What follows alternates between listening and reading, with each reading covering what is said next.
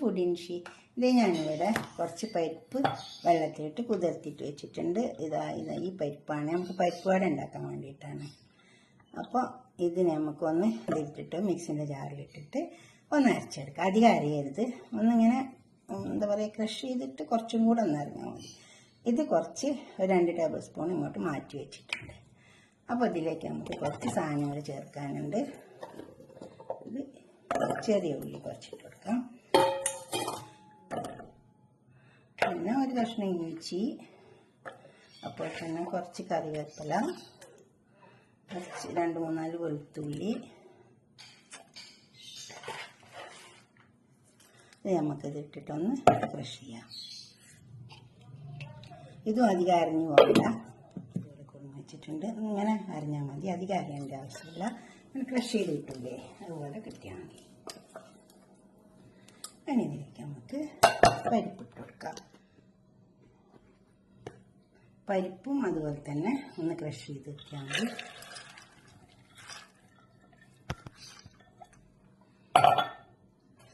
ഒരു ഇച്ചിരി മുളകിൻ്റെ പൊടി ഇട്ട് കൊടുക്കാം. കാശ്മീരി മുളകാണ്, 1 ടീസ്പൂണ്. അത് എരിവൊന്നുമില്ല. കുറച്ച് കായപ്പൊടി ഇട്ട് കൊടുക്കാം.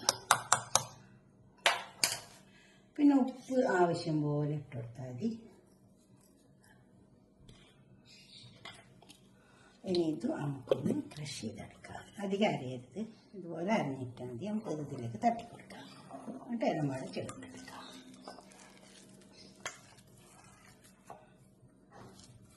ഇതിൽ തന്നെ ഉണ്ട് കുറച്ച് അറിയാത്തതെല്ലാം, ഇതുകൂടെ ഒന്ന് കടിക്കാൻ വേണ്ടിയിട്ട് ഇട്ട് കൊടുക്കുക. ഇനി ഇത് നന്നായി ചേർത്തെടുക്കുക.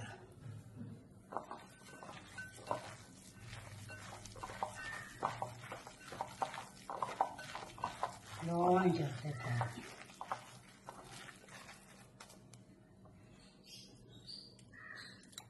കുറച്ച് ഉപ്പിൻ്റെ വെള്ളമുണ്ട്, അങ്ങോട്ട് ഇട്ട് കൊടുക്കാം. നോക്കിയിട്ട് ഇട്ടാൽ മതി.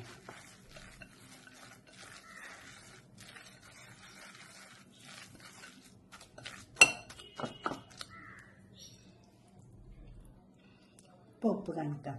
ഇത് ഉണ്ടാക്കുന്നില്ലേ, നമ്മളിങ്ങനെ കൈൻ്റെ അടിയിൽ വെച്ചിട്ട് ഇതേപോലെ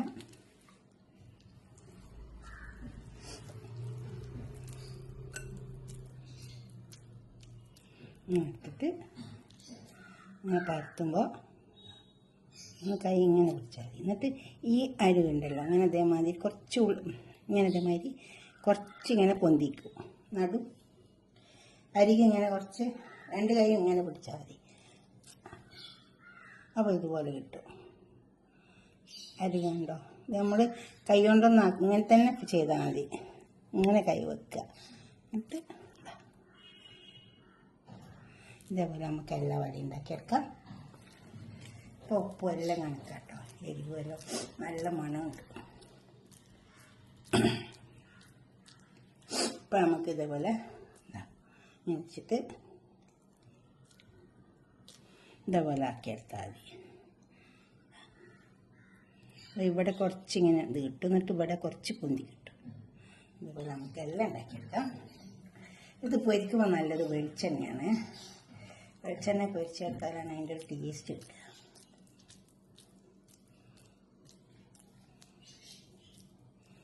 ഇത് ഇട്ടിയാൽ മതി.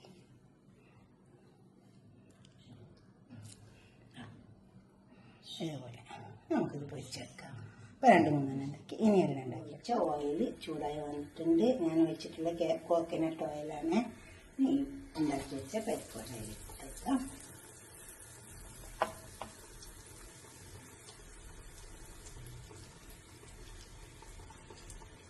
കുറച്ച് കുണ്ടുള്ള ചീഞ്ചട്ടിയാണ് നല്ലത് പൊരിച്ചെടുക്കാനും.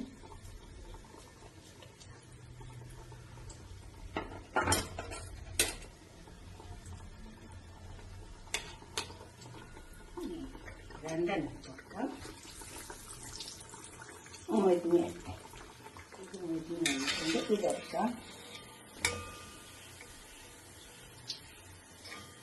ഇനി അടുത്തത്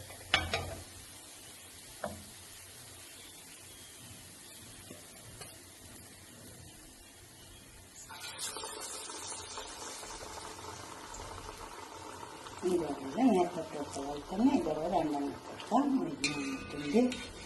നമുക്ക് ഇതെല്ലാം പാടെ ഒരു പാത്രത്തിലേക്ക് സെർവ് ചെയ്യാം. നല്ല കട്ടൻ ചായൻ്റെ കൂടെ കഴിക്കാൻ നല്ല ടേസ്റ്റ് ഉണ്ടാവും. നമ്മൾ പൊരിച്ച വടയൊക്കെ ഇവിടെ കൊഴിഞ്ഞ് വെച്ചിട്ടുണ്ട്. നല്ല കട്ടൻ ചായ ഉണ്ട്. ഇതുപോലൊക്കെ ഒന്ന് വട ഉണ്ടാക്കിയിട്ട് നിങ്ങളുടെ അഭിപ്രായ നിർദ്ദേശമൊക്കെ ഒന്ന് കമൻറ്റ് ബോക്സിൽ അറിയിക്കുക.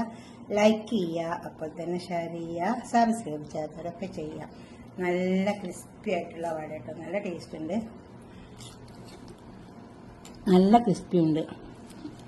ഇതുപോലെ ഉണ്ടാക്കിയിട്ട് നിങ്ങളുടെ അഭിപ്രായ നിർദ്ദേശമൊക്കെ കമൻറ്റ് ബോക്സിൽ അറിയിക്കുക. ലൈക്ക് ചെയ്യുക, അപ്പോൾ തന്നെ ഷെയർ ചെയ്യുക, സബ്സ്ക്രൈബ് ചെയ്യാത്തവരൊക്കെ ചെയ്യുക. Okay, by.